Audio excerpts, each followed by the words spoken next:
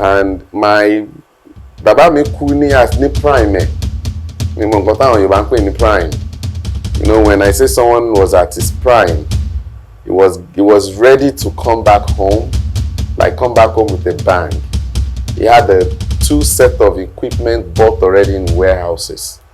He has full truck tó lè máa gbé àwọn irinṣẹ́ yẹn láti ìgbèríko sí ìgbèríko in already stored in warehouses. So, but ikú ló bọ́lá jẹ́.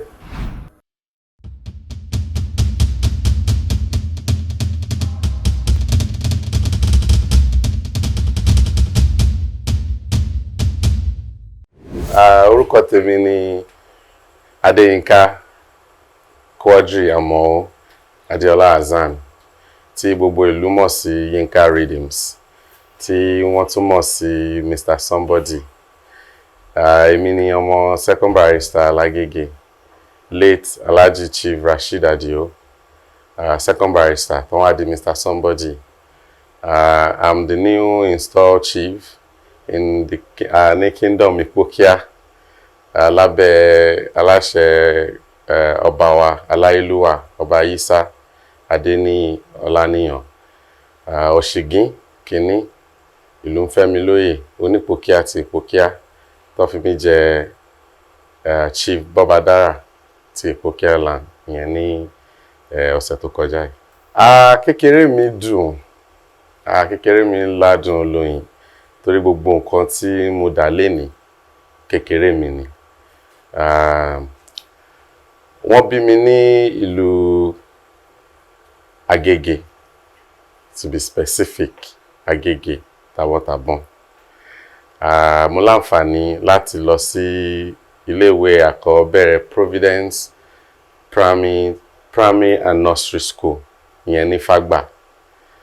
Láti bẹ̀, torí gẹ́gẹ́ mo sọ lẹ́ẹ̀kan olórin ni bàbá mi, so ó jẹ́ nǹkan tó yẹ pé máa ń káàkiri. So nítorí pé à ń gbé ní Ìjú Ṣàgá nígbà yẹn, so ìgbà tá kúrò ńbẹ̀ tí wá di pé mò ń gbé pẹ̀lú bàbá mi ní Oko-Ọba, mo wá di èrò Vetland Primary School ní Oko-Ọba Agége. From there mo ṣe common entrance torí mo jẹ́ gẹ́gẹ́ bí ọmọ kan tó jáfáfá gan pẹ̀lú ìwé, so mo ṣe common entrance láti primary 4. So mo ṣe common entrance lọ sí Command Secondary School àti Igomode Grammar School. But nítorí pé mi ò ń ṣe ọmọ sójà láyé ìgbà yẹn, àwọn ọmọ sójà náà máa ń kọ́ fún láǹfààní ní Command Secondary School. So mo di èrò Igomode Grammar School kó tó di bẹ́ẹ̀ ni pé Ọlọ́run ṣe ọlá ẹ̀ tèmi àti bàbá mi lọ sí ìlú òyìnbó. So ìgbà tí mo dé ìlú òyìnbó náà, mo continue primary school because ìlú òyìnbó fàyè gbà pé ká máa fò. So mo continue secondary school mi níbẹ̀. Wọ́n pè ní high school. So mo bẹ̀rẹ̀ pẹ̀lú Elsik High School, Shapston High School, kí n tó wá gba scholarship lọ sí college, Texas A&M University, ìyẹn ní Galveston. From there, lọ sí Dallas, ìyẹn ní North Texas University.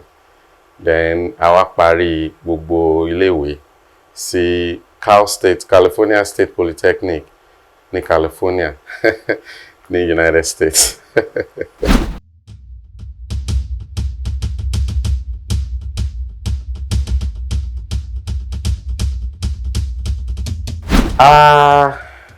Láti kékeré náà ló ti wà lára, ṣé mọ̀, èmi jẹ́ gẹ́gẹ́ bí tó rà pọ̀ lọ́wọ́ bàbá mi, bọ̀ èmi nìkan ni ó kàn fẹ́ dàbẹ́ ní pé mi ni bàbá tọ́.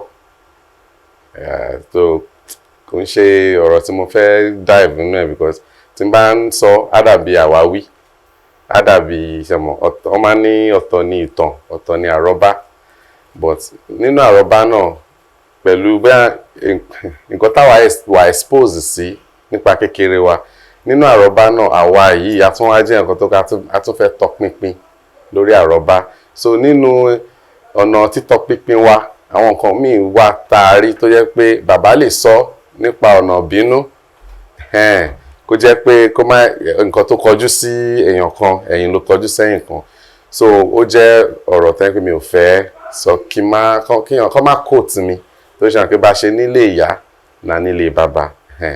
So but iṣẹ́ eré ti jẹ́ nǹkan tó wà lára mi torí pé mo dàgbà.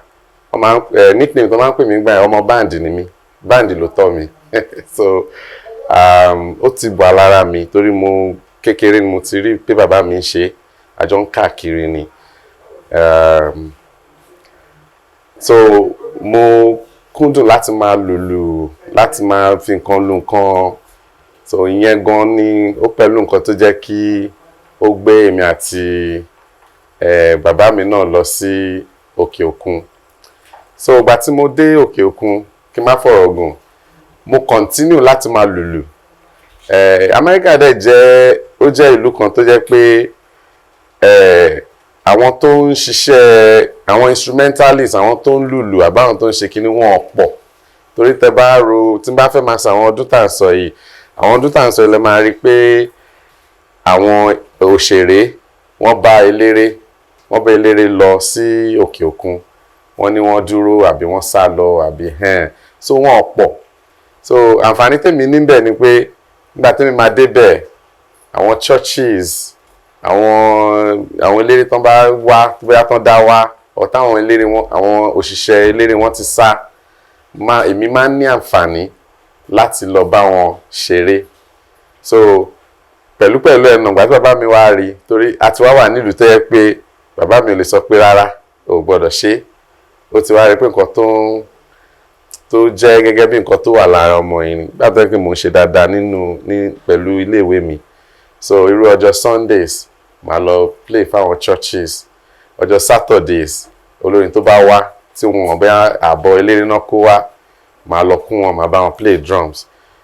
So ìyẹn ló ṣáà lead mi títí tó fi jẹ́ pé ìgbà tí bàbá mi kú, ìgbà táwa ń ṣe ayẹyẹ ìgbẹ̀yìn fún wọn, táwa ń pè ní artist concert fún wọn, àwọn tó ti mọ̀ mí dáadáa tó ń pè lára àwọn òṣèré tán ti wá, tán kàn máa rí pé òkè lẹ́kùnkan ọmọ ẹ̀ máa ń hàn mọ́ orin, ẹ̀kùnkan ọmọ ẹ̀ máa ń kọrin church, ẹ̀kùnkan máa ń lùlù, ẹni yẹn kàn gbé microphone lé mi lọ́wọ́ ni. So níjọ́ náà mo kàn wí kí ni mo fẹ́ kọ mi ò kọrin rí.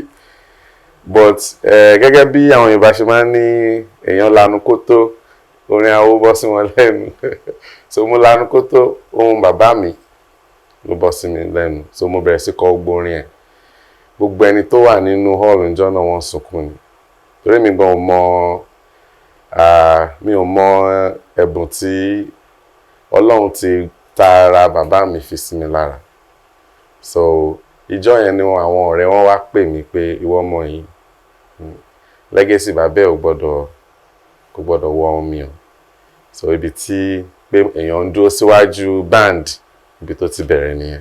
Ká tó kúrò Nàìjíríà, mo lè sọ pé mo bá wọn ṣeré, mo dẹ̀ lè sọ pé mi ò bá wọn ṣeré. Ọ̀nà méjì ni. Ṣùgbọ́n tí wọ́n bá èèyàn ṣeré, èèyàn ṣiṣẹ́, iṣẹ́ ni. Wọ́n máa fún èèyàn lówó. Ìyẹn ni àtàrà pé mo lè sọ pé mi ò bá wọn ṣeré. Mo ń bá wọn lọ sí òde eré gẹ́gẹ́ bí ọmọ ni. Ẹ̀kọ̀ọ̀kan, torí bàbá mi ò fẹ́ kọ́mọ ẹ̀kọ̀ọ̀kan ṣeré rárá. Ó dẹ̀ nídìí torí nǹkan tó kọjú sí wọn nígbà yẹn, gbogbo àwọn challenges tí wọ́n nígbà yẹn, wọn ò fẹ́ jẹ́ kọ́mọ wọn kankan kò ṣe, like mo ti gbọ́ lẹ́nu bàbá mi rí pé ọmọ òun kankan ò lè forí jẹun. Kò ṣe bí èpè o, kò sọ bí èpè, kò sọ bí kíní o, torí àwọn ìrírí àti àwọn ẹ̀dùn ọkàn, àwọn nǹkan tó rí ń bẹ̀ ni. Nípa pé mò ń lọ gẹ́gẹ́ bí ọmọ tó dẹ̀ ń rí akitiyan, understand, òun ló ṣe jẹ́ kí èmi ní àǹfààní láti lè ṣe pé okay, ní orí pé à ń play drum o, ìwọ ló ń lọ. Ẹ ti understand? So bó ṣe rí ni, and this was back in, I know the process started from 1996, 97, 98, April 9, la kó Nigeria. Ngbà tá dé kúrò New York la kọ́kọ́ dé sí, based on the promoter and the promotion, and then ìgbà tó yá la fi wá darí sí ìlú state of Texas, but the city of Houston. So ibẹ̀ dẹ̀ ni bàbá mi gbé títí tó fi kú.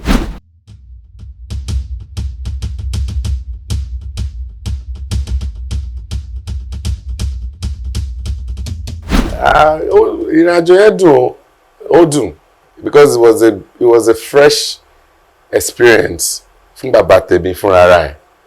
Bàbá tèmi dẹ̀ jẹ́ nǹkan tẹ́ pé ó like òfin tó tó kéèyàn ó like òfin tó tó gan, and bàbá mi ti mọ̀ pé pípadà òun ṣe kánjúkánjú ṣó ti yẹ yín sìn because torí àwọn tó ti lọ ṣáájú ẹ̀ pípadà yẹn ó ti mọ̀ pé pípadà òun ṣe kánjúkánjú, so ó ti sọ fáwọn ọmọ eré ẹ̀ gan pé ẹ dágbére fáwọn tó wà nílé pé ẹ ní padà ní kánjúkánjú. So àwọn yẹn gan ti ní ọkàn pé níbo làwọn fẹ́ sá lọ, kò sí sá lọ kankan gbàtẹ́ pé wọ́n jọ wà náà ni a nípasẹ̀ ní làwọn ṣe dé ìlú òyìnbó.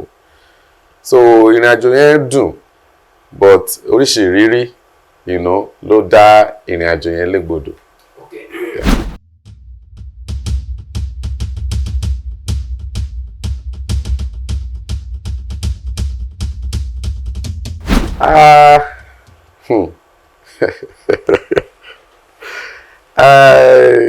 Okay, bóyá ìbéèrè yẹn bóyá kí ẹ béèrè ẹ̀ ní ọ̀nà mi torí mi ò kọ́kọ́ fi ṣe kò ń ṣe iṣẹ́ fún mi ṣó ti yẹ yín sìn kò ń ṣe iṣẹ́ fún mi. Ó jẹ́ nǹkan bí mi mọ̀ nǹkan táwọn Yorùbá ń pè ní hobby. Ó jẹ́ gẹ́gẹ́ bí hobby ṣe mo sọ fún yín pé nǹkan tó ti wà lára mi láti kékeré ni, so kò ń ṣe iṣẹ́ àkọ́kọ́ mi ṣe ti understand. Ẹ wo gbogbo ìwé tí mo kà sílẹ̀ ó níbi tí ìwé yẹn gbé mi lọ, so mo ti níṣẹ́ tí mò ń ṣe tó dẹ̀ tó ń gbà àsìkò lọ́wọ́ mi. As a matter of fact gan mo ti ń ṣàbíamọ ṣó ti yẹ yín sìn. But ìgbà tí mo bẹ̀rẹ̀ mi ò bẹ̀rẹ̀ níbẹ̀rẹ̀ pé bóyá mo fẹ́ jèrè ń bẹ̀, mo bẹ̀rẹ̀ níbẹ̀rẹ̀ pé mo fẹ́ gbé orúkọ bàbá mi ga tó gẹ́gẹ́ mo sọ mo ní apọ̀lọ́ bàbá mi, and bàbá mi kú ní prime ẹ̀ ni mo nǹkan táwọn Yorùbá ń pè ní prime.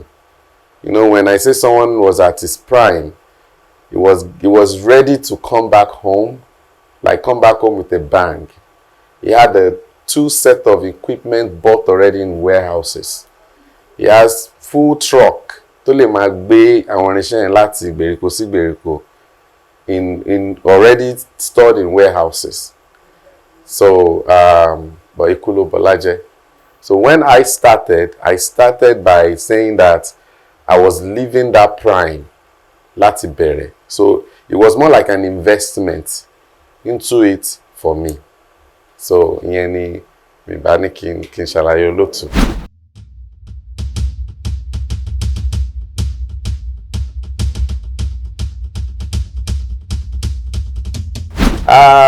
Amẹ́ríkà yàtọ̀ sí bí ṣó ti yẹ yín, tá bá láyè la máa ń ráyè lọ studio tẹ́ fẹ́ lọ gan ó lè jẹ́ Maiduguri ló wà, and ẹ má get me wrong, ó mean pé one of the best studios. Ó pẹ́ mi kí n tó ronú pé mo fẹ́ ṣe àwo nípasẹ̀ pé àwọn nǹkan kan kùdìẹ̀kudiẹ mi ò kàn fẹ́ jump into it torí pé ká sọ pé torí bàbá ẹ̀ ń ṣiṣẹ́ orin. I actually wanted to do it right. So then pé mo gbé corporate world wá sínú music, so I have to set up teams, management, even that mo ṣe tour. Èmi ni ẹni àkọ́kọ́ tó máa kọ́ ṣe tour ní Amẹ́ríkà tó jẹ́ olórin tó ń kó band kiri, kò ṣe pé bóyá à ń mú èèyàn kan ní ìlú yìí a ní onílù kan wà bí àwọn band tí mo dẹ̀ kó tí n bá bẹ̀rẹ̀ sí dárúkọ wọn, àwọn tẹ̀yìn ṣe ránkàdédè fún Nàìjíríà but tí wọ́n kàn ní àǹfààní láti dúró sọ̀hún ni. Kọ́nẹ̀ tó tẹ̀lé mi jáde wọ́n ti mọ iye owó tán fẹ́ gbà, so ó jẹ́ something new fún wọn gan pé irú kí lélẹ̀ débi kan bẹ̀rẹ̀ sí pé àwọn èèyàn bí, so wọn ló jẹ́ kó kìkì tọ́ yẹn gan kó lọ kó tàn dáadáa, because what I did was I just brought corporate world into music pé bá ṣe ń ṣeré ẹ jẹ́ ká ṣe báyìí ẹ jẹ́ ká ṣe báyìí, so ó jẹ́ kó pẹ́ fún mi láti ronú pé mo fẹ́ ṣe album. My first album was recorded in 2000 and I don't want to be wrong, I know it's 5 years after I recorded, maybe 2016-17 ni recording. And nítorí pé old school ni mí, most of the àtúnṣe record lójú mi. Tẹ́ bá rántí ayé Afrodisa, ayé Ivory, wọ́n máa tilẹ̀kùn àwọn èèyàn nínú studio ni, gbogbo wọn máa record lẹ́ẹ̀kan náà. Kò dàbí ayé ìsìn tó ń pé onílé wà lénìí, kò ní ìta wá ní ọ̀túnla. So torí pé mo bá yẹn dàgbà, ìyẹn nìkan tó ṣì wà lórí mi. So mo farabalẹ̀ wá studio tó lè accommodate over 40 instrumentalists. And we invited all of them, and we put all of them in an hotel. Ibi tí mò ń gbé, tẹ́ bá máa flight níbẹ̀ flight ni, tẹ́ bá máa drive ọjọ́ mẹ́ta ni, but tẹ́ bá wọ flight 4-5 hours ni. And even there is also time difference in America. West Coast lèmi ń gbé, East Coast láti wá record. So you can imagine leaving my work for almost a week at the camp àwọn èèyàn. À ń sọ̀rọ̀ nípa onílù D'banj, onígangan Sami Okposo, onísákárà Alhaji Abbas Obesere, à ń sọ̀rọ̀ oníjìtá Fẹlá, à ń sọ̀rọ̀ onísaxophone Fẹ́mi Kuti. Tẹ́ bá dẹ̀ bẹ̀rẹ̀ sí wá àwọn story tí mò ń sọ yìí, story rọ̀ mọ́ torí láyé ìgbà Positive Force ó láwọn tó kúrò, irú àwọn yẹn ọwọ́ Yorùbá báyìí náà nà dé sí. Mò ń sọ̀rọ̀ First Omega Entertainment, ẹ̀gbọ́n Olúbùnmi Omega, tó bá wá mọ̀ wọ́n bá mi ṣeré dáadáa, tàtẹ̀tún tó àtúnjọ promote. So you can imagine camping all those people, and they are not cheap, because tẹ́yìn bá ti bọ́ọ̀dì sí America, owó America náà máa fi charge Olúwẹ̀kùn ṣòwò Nigeria mọ́. So it took me time, and we have to look for a studio to accommodate them, because whatever that is worth doing at all is worth doing well. Ìyẹn nìkan tó wà lórí tèmi. So, and that's exactly what I did. So we started recording láti 2017. Mi ò dẹ̀ release album yẹn until 2021, and that was Gracefully Appointed. That was my first album. My second album has been recorded now since 2020. Video done, audio done, mastered already, which is on archive. And very soon, maybe by next year, ara nǹkan tá wá ṣe ní year iná ni àwa wọlé wò pé area wo la fẹ́ try láti approach, ta la fẹ́ approach, báwo la ṣe fẹ́ lọ nípa ẹ̀. Just like we saw earlier, management, you know. So you can imagine an album that's been recorded 5 years, and I still believe in it that tó bá jáde next year, it's still going to be in vogue.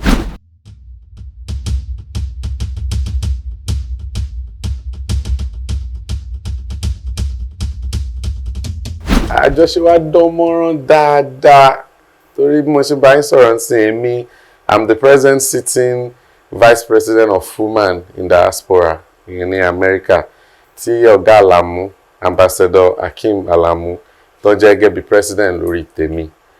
Ìbáṣepọ̀ wà tó dáa, tó dán mọ́rán. Even gbogbo bí mo ṣe wá síbí láti wá joyè, ọwọ́ wọn wà ńbẹ̀. Torí tẹ́ bá rí lára àwọn nǹkan kan, even ìgbà tí mo dé gan, I was even surprised. They had a surprise party for me. Ìyẹn gẹ́gẹ́ bí ayẹyẹ pé káàbọ̀ sílé, that was anchored by my very good friend, you know, I call him Ẹ̀gbọ́n Ajigijayaga. So, and nígbà tí ma débẹ̀, I met, you know, the governorship of Lagos State. Àwọn tó ń governor Fuman, tó jẹ́ àwọn ni governor Fuman, he was there. The chairman Agege was there, and every representative láti ìdíkọ̀ kọ̀ọ̀kan, they were all there.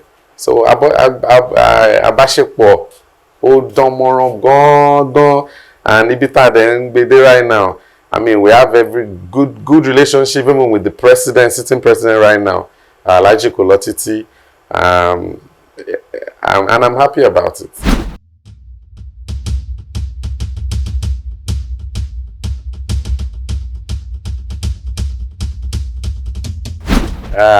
Ó ti wà látẹ̀kẹ̀ kọ́ ṣe. Bẹ́ẹ̀ ni yóò sì máa rí ní ìgbà gbogbo, ayé àìnípẹ̀kun. Àmín. Eré ni o. Eré ni. Ọmọ ìkéré lèmi. lórí ọ̀rọ̀ tẹ́ béèrè lọ́wọ́ mi. Ṣé kò tí kàn mí? Tí bá ní kò kàn mí irọ́ ni. Inú mi dùn pé mo ní àbáṣepọ̀ tó dánmọ́rán láàrin mi àti kábíyèsí olórí ọmọọba gẹ́gẹ́ bí ọmọ. Fẹ́ràn kí mo sọ síwájú lẹ́ẹ̀kan mo ní ṣe wọn pé ọ̀tọ̀ ní ìtàn ọ̀tọ̀ làrọ́bá.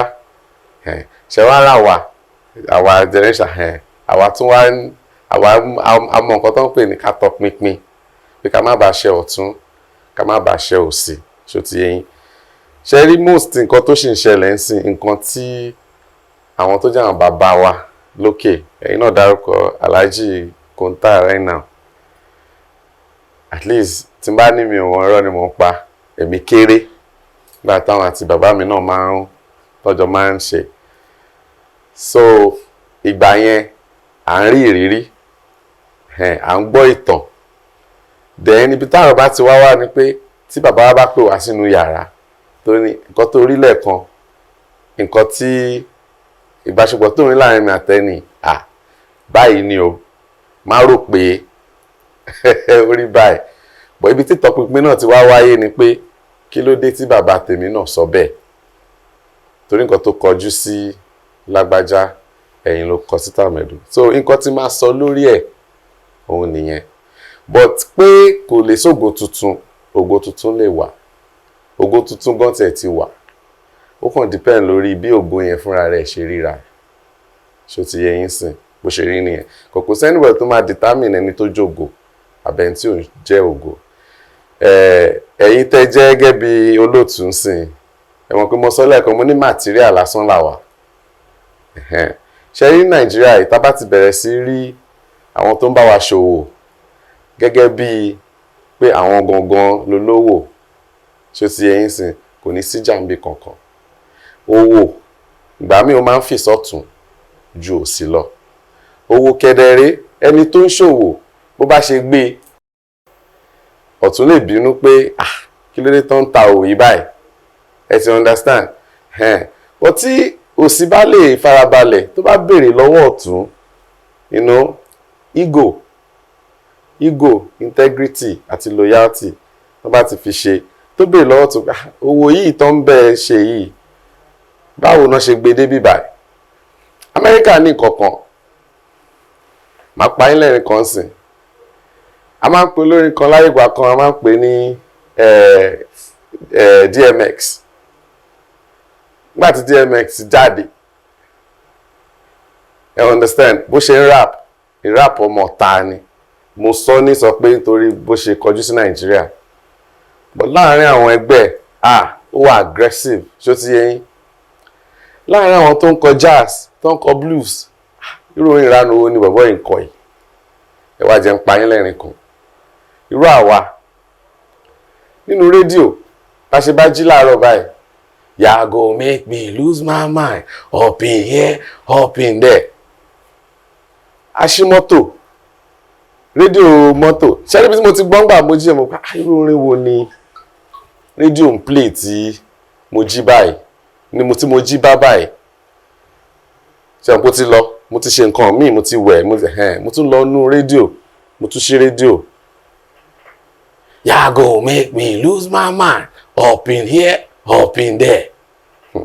Inú mọ́tò ẹ̀ mo ń complain mo change channel orí rédíò yẹn mi sọ pé mi directly I'm telling you how owó tí mò ń sọ. Now mo turn rédíò mi off mo tún change ẹ̀ gan mo ní irú orin ìranu ilé ibẹ̀ tí mo ti ń sọ yẹn ẹ mọ̀ pé kí ni yẹn ti di ara mi ń sìn ó ti di wàhálà mi torí ó ti bọ́dà mi. Màmá á sọ̀rọ̀ lọ́nu mọ́tò orin wo náà kàn oníkàkú kàn ń ṣe lẹ́nu ọjọ́ mẹ́ta orin tí ò ṣe kinní mo ṣe débi iṣẹ́ torí nǹkan tó wà lórí mi nìyẹn. Olóṣìṣẹ́ tí mo kọ́kọ́ rí nígbà tí ẹ máa kọ́kọ́ bẹ̀rẹ̀ ọ̀rọ̀ ó ga o tó bá dẹ̀ gbọ́n tí mo gbọ́ nu rédíò lẹ́ni orin gospel ni o àbóòrí ọ̀rọ̀ kọ̀rọ̀ ìwọ̀n gbórin gospel bá mú orin tèmi gbọ́ ẹ máa gbọ́ mi o ṣé wọn pé mi ò mórin yẹn tẹ́lẹ̀ nígbà tí máa bá dẹ́ni ẹ lóhùn ẹ mọ̀ kan tí máa sọ àwọn orin ìranù ya go make me lose my mind ṣẹ́rí pé mo ti ṣe promotion fẹ́ nìyẹn ẹ tí gẹ̀tẹ̀ ṣé kí mo ti promote orin yẹn fẹ́ nìyẹn gbàtẹ́ni náà bá máa dé inú ọ́fíìsì àní mo dẹ̀ pàdé ọ̀gá ń tà ń sìn ọ̀gá bínú ni ṣá kí ló ń bí wọn lórí táwọn ń gbọ́ nu rédíò yàgò make me lose my mind ṣe rí pọ́ ti ọ̀yẹ́ nìyẹn náà ti advertise ẹ̀fẹ́ nìyẹn ṣe tí nǹkan tí mo ń kọ́ nípa òwò bórí yẹn ṣe òun làwa ń pè ní viral táwọn ẹlòmíì máa fẹ́ sáré àsápajúdé pé I want to go viral I want to go viral bí ẹni yẹn ṣe pèlò owó ẹ̀ ṣó ti yé yín sìn ó dẹ̀ ti wà látètè kọ́ṣe bẹ́ẹ̀ dẹ̀ ni yóò sì máa rí so èmi ò encourage ìjà o but tí gbogbo àwọn bá fix nǹkan tá à ń pè ní orí kò ní stop.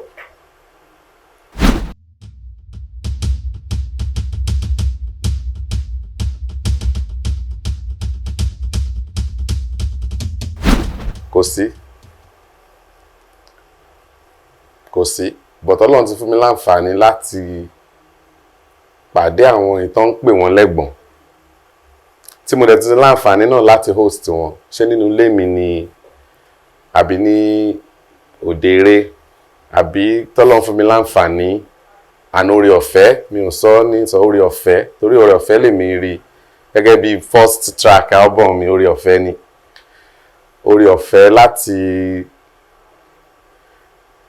láti jẹ́ gẹ́gẹ́ bí part of the people to promote wọn either directly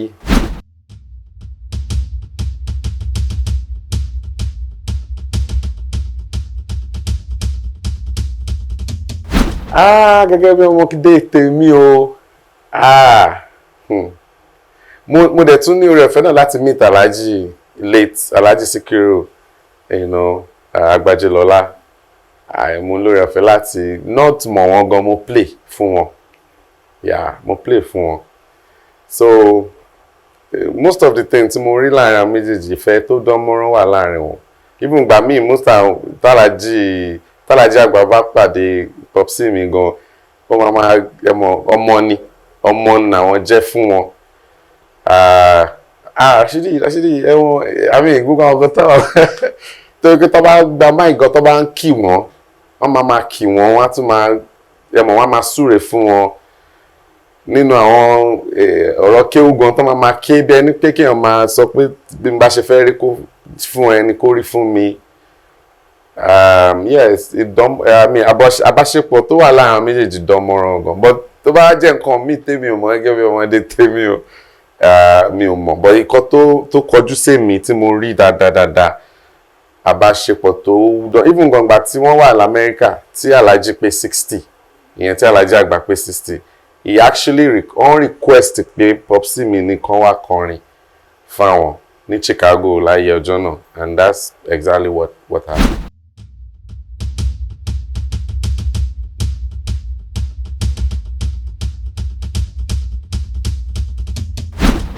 mi ò fẹ́ kí anybody quote mi ṣé ó ti yẹ yín sìn but nǹkan tí mo mọ̀ ni mò ń sọ.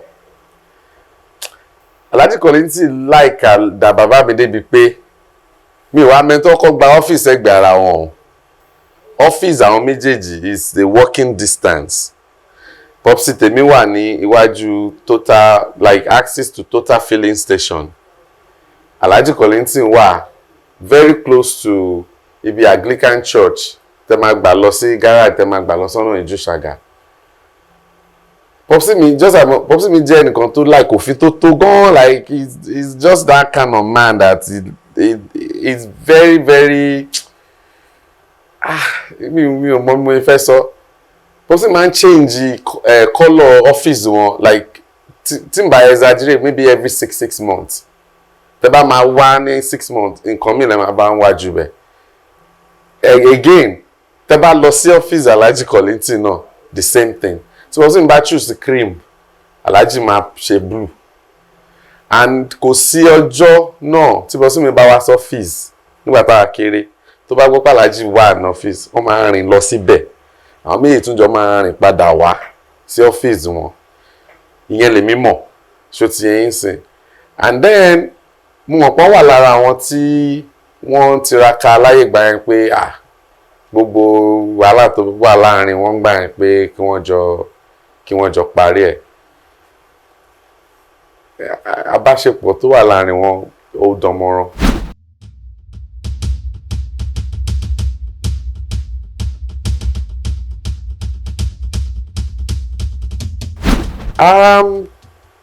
Kí popsi mi tó kú ṣé mo Amẹ́ríkà yàtọ̀ sí bí ṣó ti yẹn ó máa ń dé time kan tó máa ní tọmọdé bá tó lọ́kọ alọ́kọ ògbà tèmi wà ní school ìlú mi ni mo wà ìlú mi làwọn wà ṣó ti yẹn sìn èmi àti wọn máa ń sọ̀rọ̀ lórí ẹ̀rọ a máa ń sọ̀rọ̀ dáadáa until ìgbà tó time kan tó yẹn pé ṣe mọ̀ jẹ́gẹ́ mo sọ èmi náà ti ń ṣàbíamọ so life wa kind of go a little bit parallel kò ń ṣe pé bóyá nǹkan no just parallel as in I'm trying to live my own life, you know, fed for my family and make sure that my life is okay. Àwọn náà kedere wọ́n ṣiṣẹ́ wọn tí tó ń ṣe ní Houston pẹ̀lú ìbáṣepọ̀ pẹ̀lú àwọn ìyàwó àti ọmọ. So ó pẹ́ kan tó sọ fún mi pé àwọn ní àìsàn ọgbẹ́ ọkàn. And America ẹni láti máa lògùn déédéé and all that kind of stuff. So àwọn oògùn tó ń sọ fún mi kó máa lò ń gbà yẹn gan mi rò pé àwọn gan fi taratara lò. So gbà tó máa padà sọ fún mi tí mo béèrè nípa oògùn yẹn because side ìmọ̀ tèmi mọ̀ nìyẹn tí mo dẹ̀ béèrè lọ́wọ́ pé kì í ṣe ń láwọn oògùn báyìí ṣe ń láwọn oògùn báyìí náà ṣe wà ń sọ fún mi pé àwọn ń lò. Mo fẹ́ sọ pé ó tó oṣù kan tí mo ta ti bẹ̀rẹ̀ sí sọ ọ̀rọ̀ yẹn tọ́lẹ̀ ti fẹ́ máa lo oògùn yẹn tí wọ́n pè mí pé wọ́n ní heart attack. Ìgbà tí heart attack wọn tí attack yẹn ṣẹlẹ̀, he was the only one in the car. He was actually driving back from a show alẹ́ ni. So I guess when he had the attack inú mọ́tò tán wà, so I mean èèyàn tó ń drive rẹ̀, so the car just went into the ditch. Not pé ó ní accident pé ó forí gbá, it just more like pé kí nǹkan ṣáà derace inú ditch. So I think that's where he give up because kò sí anybody tó lè pe ambulance or anything like that. So that's how my dad. Ẹni tó bá rí mi torí ẹ̀rù gan bẹ̀rẹ̀ sí báyìí mi after the person mi kú tán. A máa ń gbọ́ ni, àwa máa ń gbọ́ kékeré ni, but ó ṣẹlẹ̀ sí mi. After tí popsi mi kú tán, tí mo padà sí ibi tèmi ń gbé ta sí wọn ta ṣe everything. Mo ń múra lọ́wọ́, ṣe mo kíyàn kan máa múra òde, ó wá jẹ́ ọjọ́ Sunday. Èmi jẹ́ lóòótọ́ Mùsùlùmí ni wọ́n bí mi sí but onígbàgbọ́ ni mí right now. So ó jẹ́ ọjọ́ Sunday, mo múra lọ́wọ́, ó jẹ́ first Sunday tí ní Redeem. So mo kàn wá gbádá wọ chain àwọn chain ní gungun just like bí popsi yẹn mọ̀ nǹkan tó kàn wá sí mi lórí náà pé lẹ́yìn ni mo kàn fẹ́ múra pé so mo kàn ń rìn kí nǹkan máa rìn kọjá inú yàrá ẹ̀ mo dẹ̀ láwọn àwòrán tó ga dáadáa mo kàn rìn kọjá ni ẹ̀rù bá mi mo sáré padà mo búra mi tẹ́ bá rí mi rí Rashidi o ìjọ yẹn ni orin tí bàbá mi máa ń kọ every time kò yẹ kọ́kọ́ fún mi rí o bọ̀ máa ń gbọ́ ni wọ́n ní ọ̀ká ti bímọ sílẹ̀ ó borò akeke ò níbi tí ẹ̀ kó má lè ta ní ẹja ò níbi tí ẹ̀ kó má lè wẹ̀bú ẹni bá ti bọ́ya ajá nílé ayé tọ̀hún á rí onítàn àríjà Ṣàngó ọkọ̀ ya ọmọ olúlá ni mí ọmọ àpèjọyè ọmọ olódò wòròwò bàbá mi lọmọ arọ́tìwẹ̀ bí òjò ọmọ paṣẹ́ṣẹ́ fún mọ́ra ọmọ olóòjé adéyìnmí kádẹ́dẹ́ gbòó.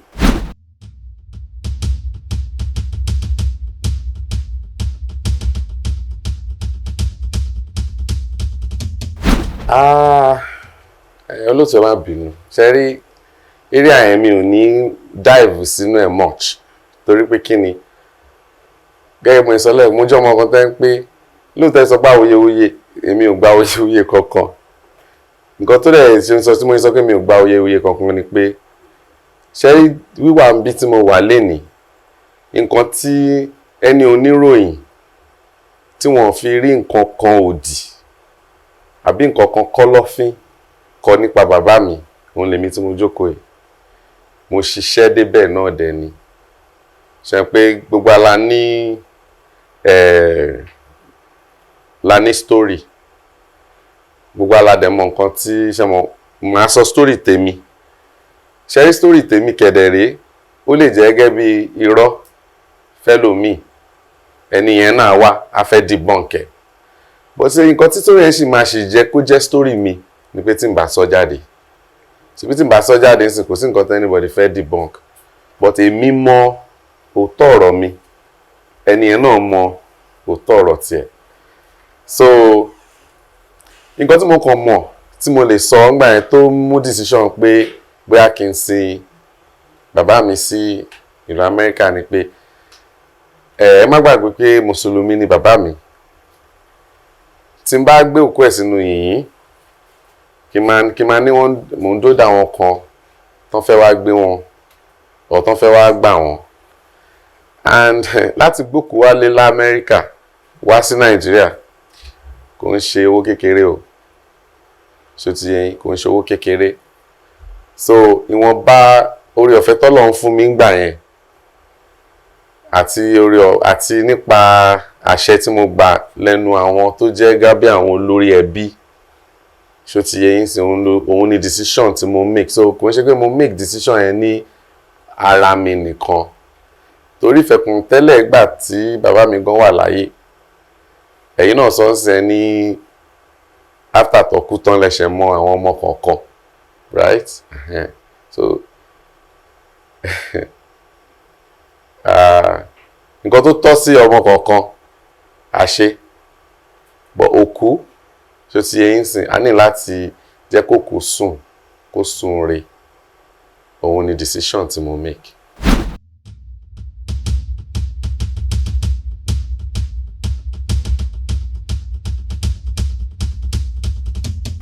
àjọṣe tó dánmọ́rán wà láàárín àwọn tí wọ́n fẹ́ jẹ́ kájọṣe tó dánmọ́rán wà.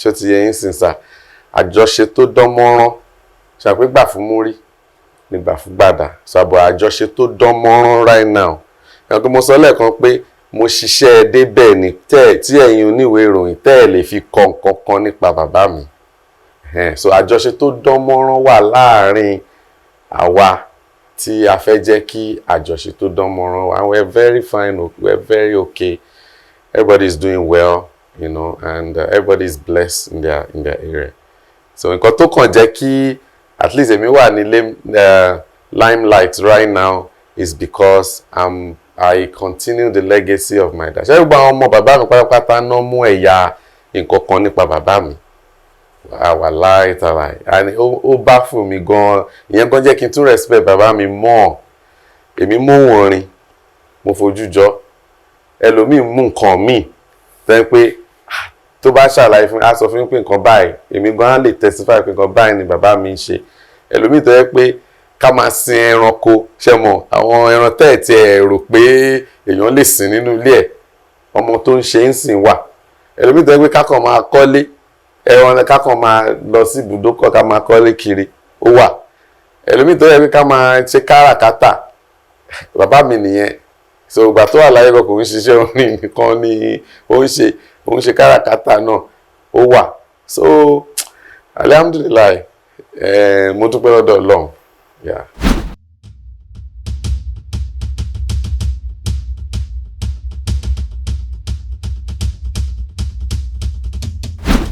Elérò púpọ̀ ni bàbá mi o. Bàbá mi lérò gan lára ń dẹ̀.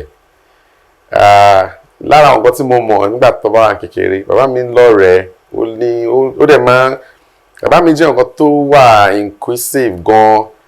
Torí mo rántí ìgbà tí media mo sọ nǹkan fún èèyàn kan recently mo ní lágbára bye ó ní what mo ní yes ìgbà tí media máa cross I'm talking about journalism tó máa cross into Fuji my dad was one of the pioneers and I can name àwọn àgbà ọ̀jẹ̀ tó jẹ́ journalist lẹ́nìí ṣó ti yẹ yín sí tó yẹ pé yes through that ni wọ́n fi cross and bàbá mi dẹ̀ jẹ́ nǹkan tó yẹ pé kò ń ṣe pé kakọ̀ máa ṣe local fuji nìkan ṣe mọ̀ Ghana ti produce ẹni tó jẹ́ Ghana I think Ambassador Ose Bose I don't know if he's still alive and he worked with King Sunny Ade nígbà ayé Sigma ó ti produce Popsi mi rí you can imagine kí fuji pẹ̀lú ṣiṣẹ́ pẹ̀lú yàn láyé ìgbà yẹn mo sọ̀rọ̀ ayé àwọn Blackie ayé Raskimono you know so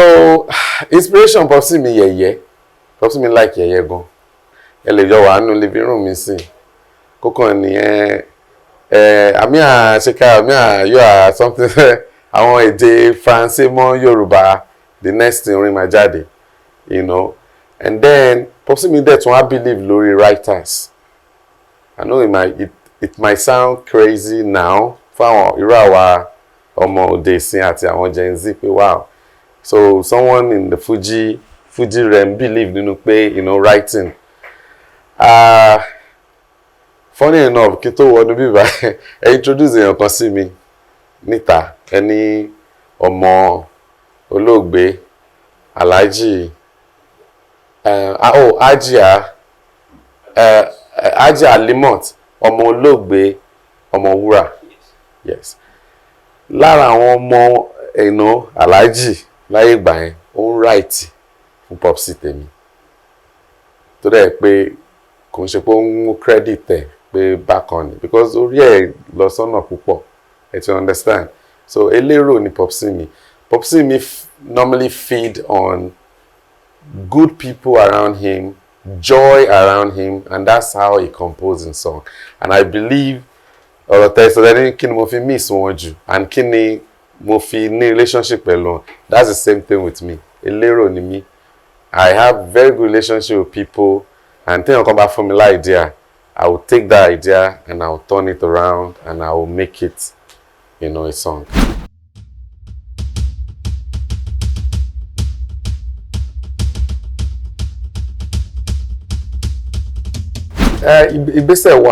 Ìgbésẹ̀ tó wà ní pé ṣẹ́rí bá a dẹ̀ ṣe ń gbé ìgbésẹ̀ yẹn náà a tún wà very careful ká má fẹsẹ̀ kọ òun nírú ọ̀rọ̀ tẹ́ bèrè síwájú lẹ́ẹ̀kan pé controversy so I need that to be very careful because a lot of people is saying so many stories right now and they are leaving a whole lot of things out so ti yẹn sí there is so much tábà máa sọ ẹni number 1 number 2 ẹ̀dá kọ number 3 ẹ̀dẹ̀ ń pè yàn gan ní second barrister so ti yẹn sí so a ní láti wà àwa báyìí a ní láti wà very careful àdẹ̀fẹ́ yẹ kí ẹni lára àwọn dádì wa kọ́ lọ pé wá jókòó pé wá o fẹ́ gbọ́ tán ni no mi ò fẹ́ fira mi sí position yẹn so ìgbésẹ̀ tí mò ń gbé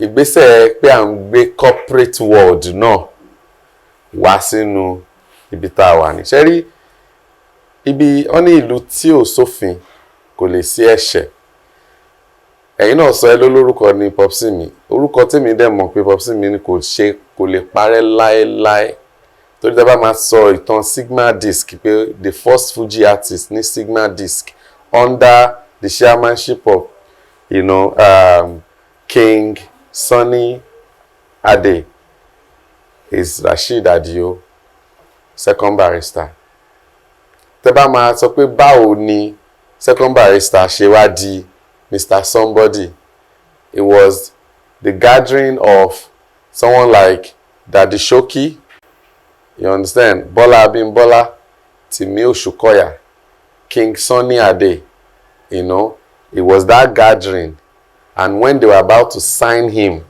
into that you know recording company that a question was asked why are you second you understand so ó dàbí orin tí Popsi mi máa ń sọ ni pé ọ̀rọ̀ mi kó máa jówe ọ̀rọ̀ mi kó máa jówe so ọ̀rọ̀ tí mo sọ ń sìn kó máa jówe there is a reason why he was asked that and the reason why he gave up that high magnitude of a legacy to say, okay, what would you suggest? Shall you understand? What would you suggest I be? And these people I mentioned can state the fact. Tell me about Simbe, and there is records. So, mo wà very careful pẹ̀lú gbèsè tí mo ń gbé, because bàtà bàbá mi gan tóbi, ó tóbi láti kẹsẹ̀ bọ̀, but díẹ̀díẹ̀ mo ń kẹsẹ̀ bọ̀. Mo dẹ̀ wà very careful torí mi náà mo ní life tèmi náà, ṣé you understand? So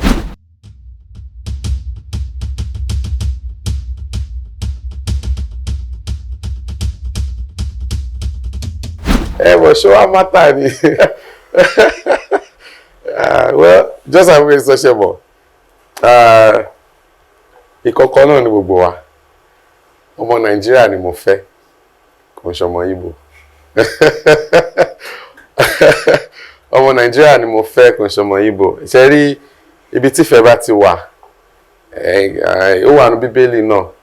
Ìfẹ́ ò ń jiyàn, ìfẹ́ ò ń criticize, ìfẹ́ ò discriminate. Ṣó ti yé yín? Ẹni tí ìfẹ́ mi, tí ìfẹ́ ìhà mi nìyẹn. Òun dẹ̀ ló nífẹ̀ẹ́ mi lọ́wọ́. So half coin mi, ẹni half coin mi pàdé tó di coin ńlá. So, you know.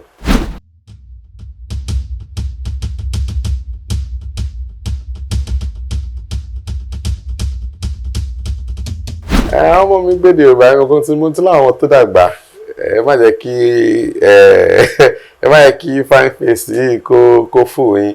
Firstborn is going to be 21 this year, and she's in Gallaudet University in Maryland, ní DC.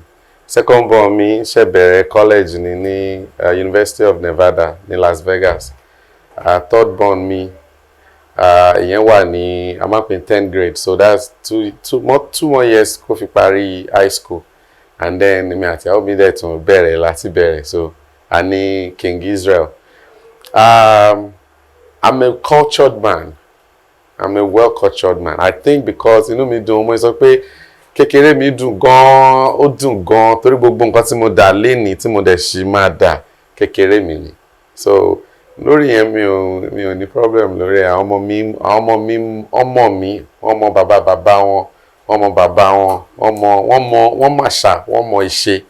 So mi ò ní problem lórí yẹn.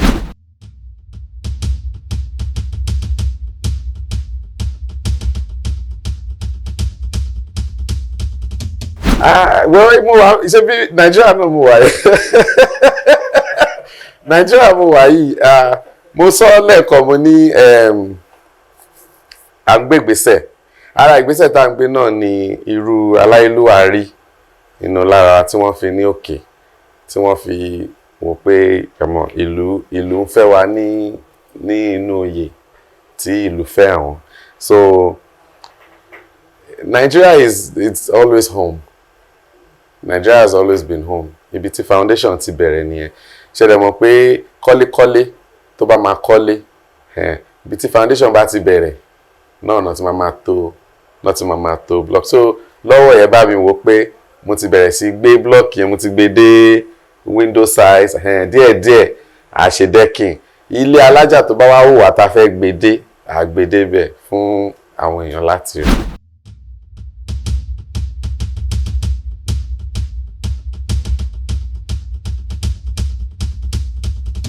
So kí ni ọjọ́ tí mo bò pé yes ọ̀nà rèé.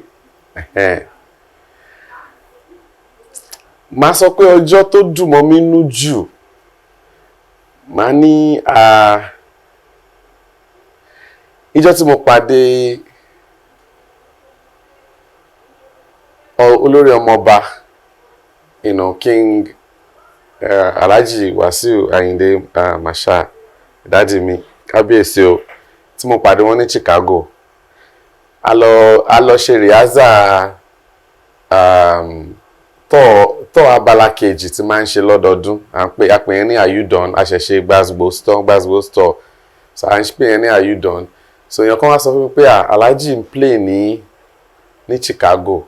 ṣé àwọn pé fẹ́kàn tẹ̀ mo ti sọ fún yín pé mo ní àǹfààní láti play pẹ̀lú wọn, mo play drum, so àjọ lọ ń tọ̀, and you can imagine ṣé wọn the mental aspect of instrumentalism ni boy now, but ìgbà tí mo dé ojú àgbo wọn fojú yẹn wò mí, torí ìgbà tí mo kọ́kọ́ play ṣẹ́tìọ́ tí mo kọ́kọ́ play lẹ́yìn wọn náà wọn ò fojú instrumentalist wò mí o, torí gbogbo àyẹn táwọn bá ti ń lọ airport táwọn bá ti ṣe show táwọn bá ti ń lọ airport akàn lè pàdé wọ́n ti change ẹ mọ̀ ẹni tẹ́ ẹ rí inú aṣọ agbádá ṣe mọ̀ tẹ́ ń wò pẹ̀lú pé ṣáláàjì ni wọ́n á ti wọ short nika àjọ máa jókòó sí terminal máa ṣe yẹ̀yẹ́ táwọn a máa yẹ mọ̀ tó ní kálukú máa gba ọ̀nà lọ wọ́n kàn ní àwọn ọmọ mi máa kí bàbá ẹ o something like that kí ni kan how far báwo ni school, and it's always prompt asking me about school then ṣe ti understand kẹwàá wá síwájú ẹ nìyẹn ní ìwà pé àlejò mi mọ mi fẹ́ sọ pé okay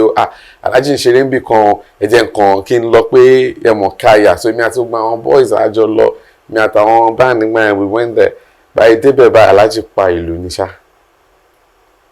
wàláì tàláì alájí pa ìlú. The video is online and wọ́n kàn bẹ̀rẹ̀ sí kí mi wọ́n kí bàbá mi mọ́ mi ẹ̀yìn ìgbà tí mo dẹ̀ ń sọ yìí bàbá mi ti kú ńgbà yẹn wọ́n kí bàbá mi mọ́ mi ṣé mọ̀ gbogbo àyẹ́sí tó ń ṣe fún mi jọ yẹn ó jẹ́ kórìí mi ó jẹ́ kí n mọ̀ pé wow so ọmọ somebody ni mí lóòótọ́ ṣe ti understand ìyẹn jẹ́ ọjọ́ tínú mi dùn jù tó dẹ̀ jẹ́ kí n mọ̀ pé yes nǹkan tí mò ń ṣe ọ̀nà dáadáa ni. Olórin wọn ló ṣe nǹkan tó ẹ mọ nǹkan tó fọ́ nípa èmi mo jẹ́ nǹkan tẹ́ pé èèyàn ò lè ṣẹ̀ mí torí màá ti ro nǹkan tẹ́ni yẹn fẹ́ ṣe fún mi kó tó ṣe màá dẹ̀ ti máa gbé ìgbésẹ̀ fẹ́ nìyẹn láti mọ̀ pé má ṣe báyìí ṣó ti yẹn sìn so ó hard kéèyàn tó ṣẹ̀ mí so ìyẹn á dáhùn pààtì tẹ̀sọ̀ yẹn dẹ́ni kẹta ni pé ọjọ́ tínú mi bàjẹ́ jù was ìgbà tí mo ń ṣe gbàgbó stores lọ́wọ́ à ń káàkiri àti lọ síbi kíní aláyè ìgbà yẹn kẹ̀dẹ̀rẹ̀ kò sẹ́ni tó mọ èmi wọn ò mọ̀ mí bọ́ gbogbo àwọn tó ń bá mi play wọ́n mọ̀ wọ́n so tá a bá ti ṣe flyer ojú àwọn ẹni yẹn ló máa tóbi jù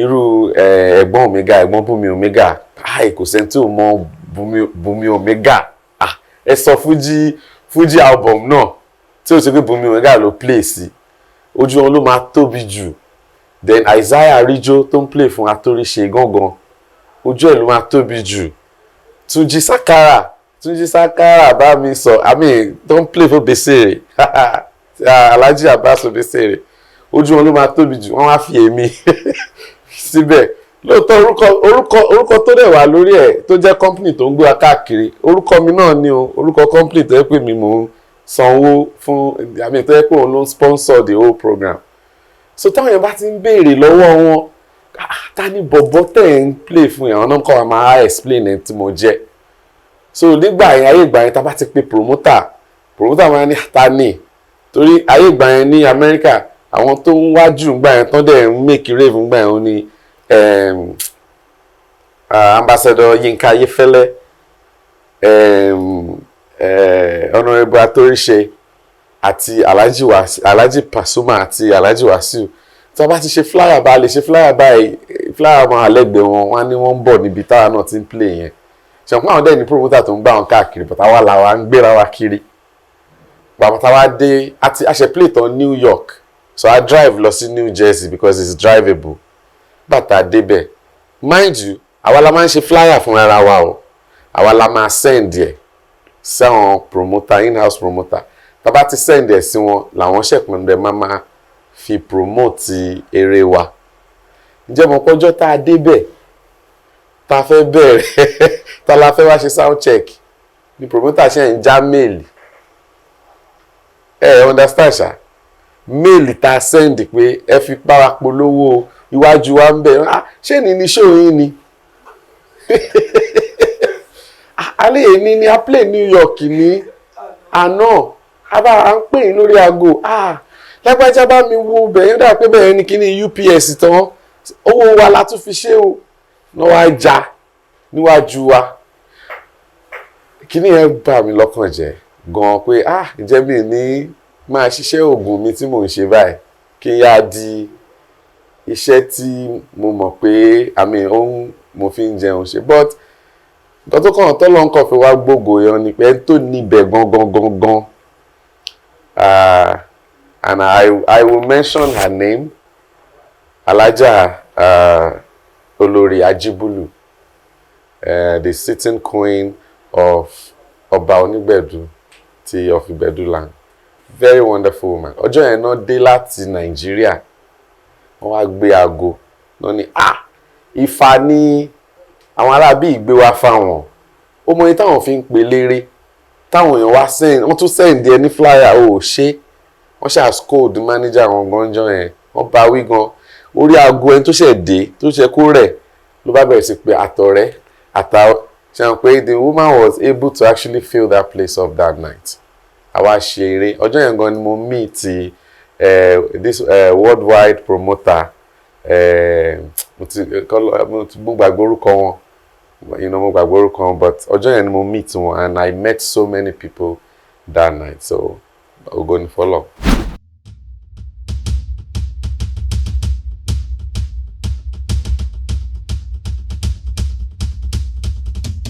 I stand in awe of you, Olúwa ọba àpèjọyè. Bàbá mi mẹ́ta lọ́kan ìjìnlẹ̀ fẹ́, bàbá tí kì í ferú gbàbùkù. Ṣé bóun ló ti ń tọ́ mi láti kékeré di ọjọ́ ìní. When I look my back, I see your glory in my life. When I look in my front, I see your glory shining upon me. Orúkọ rẹ láyé mi, bàbá. Àgbàyanu ni o, ẹ wọlé ayé mi, ẹni bá ti rí fọ́tò mi. Kó ṣàmì because Ọlọ́run ló ń gbé mi ga. Máa nawọ́ mi sókè o, èmi àṣàtà hallelujah. Máa nawọ́ mi sókè sọ̀bà Olúwa, àṣàtà hallelujah ọba. Somebody, ẹjọ́, I am somebody, yeah. Somebody, I am somebody. Olótù, tẹ́ bá gbà pé somebody ní ẹsẹ̀. Look to your neighbor, kò lọ fọwọ́ sàyà rẹ̀. Sọ pé somebody ní mí. Wọ́n ní tí somebody bá kú, somebody ló máa kú. Ọ̀rọ̀ tèmi dolúmọ̀, ó wá kú bàbá ẹni tó fẹ́ ṣe mí nídìí. Ọ̀rọ̀ tèmi dá adé orí ọba àṣítì. Adé mi kọ́ ọmọ dádì ẹ̀rẹ́. Ọmọ second barrister náà ni tó wá di somebody àdìo. Tí somebody bá kú somebody ló máa kú.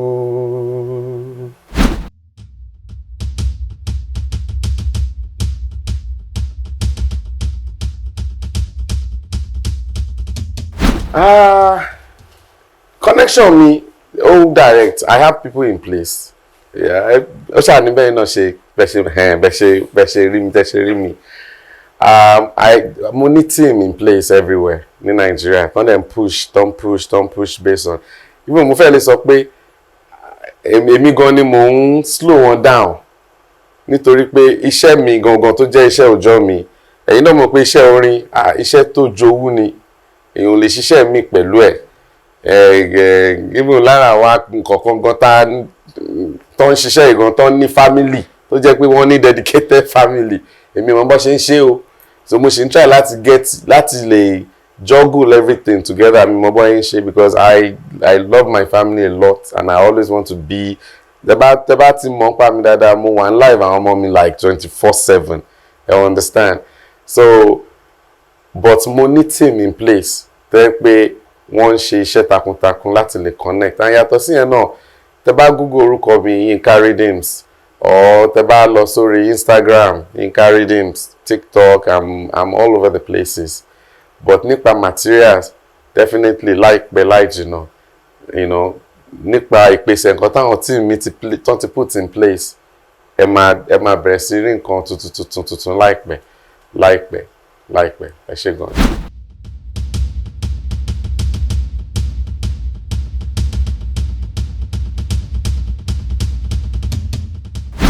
Contact me, mo ní website. So www.yinkaredeems.com. àti www.iamyinkaredeems.com.